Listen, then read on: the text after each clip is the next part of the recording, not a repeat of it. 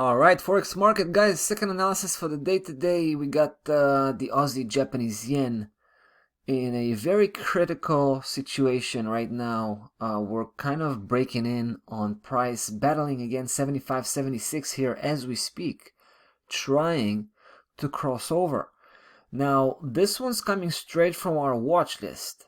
So we've been watching the Aussie Jap for a few days with with the suspicions that we're gonna see a breakdown and a shift, basically from an upside move, into a downside move, and we'll be able to capitalize on that move because we've been tracking this formation. This is a trading range that we've been able to identify roughly around August. So we already had that 1-2, and then price was starting to come off, and we figured out, that's probably gonna end up as a consolidation phase. Price did came from below, right? From March up till June, there was a bit of it was a strong trend, right? A very consistent move, and from that point, price started to trade sideways, and we think it still do, Right now, coming from, it just landed on the upper section a few days ago, and then started to do this, right? The seemingly turning around. Mind you, it did take the previous high, not the previous major high, just the previous high. So it has the legitimacy to build another move back to where it came from. It has that legitimacy. However, it has to involve breaking 75.76, right? That's right now, that's the obstacle, and that's why we decided to categorize this one on the watch list using 75.76 as a trigger. Right, now we can see that this level is no joke, right? It's already proving to be a stiff support because we can see that it's pushing against price action. Now we've seen that the first time about 3 days ago, right? Price had landed. Very mild shot here. It went down, slightly touched base, bounced up. Now it kind of more, it solidifies that touchdown, right? Now we can see more of a serious engagement with 75.76, and again, bouncing off.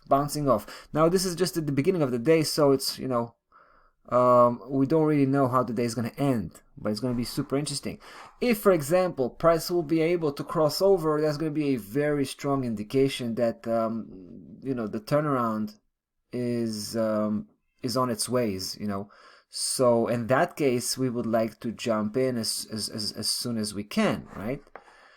But another thing I would like to mention, of course, is the weekly chart, right? So the weekly chart here suggests that price had been establishing itself above 75.76 with that weekly closing bar just last week.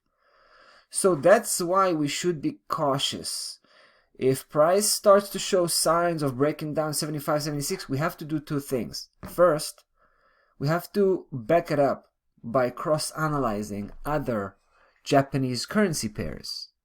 Right? So we got that support from other areas. Second, I would say, is probably getting in, starting, just establishing a small position until we have a weekly breakdown confirmation, which hopefully, we will have by the end of the week.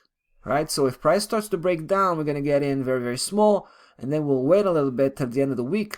Once we get that confirmation for a breakout coming from the weekly closing bar, then we can get more aggressive and try to chase 73.50, right? 73.50 has to be the target, right? Has to be the target. That's the next major support, and that's where we're gonna be drawing the line. That's gonna be the end of the road for us. So guys, right now we're just sitting on the sideline, waiting for the right moment to strike. I just described to you what the right moment would look like. So let's see how it goes. In the meantime, we see 75.76 doing a pretty good job, blocking that negative momentum. We'll be back to follow up as we usually do. That's about that for the day today, guys. Forex market. Have a nice trading day and we'll be back tomorrow. Cheers.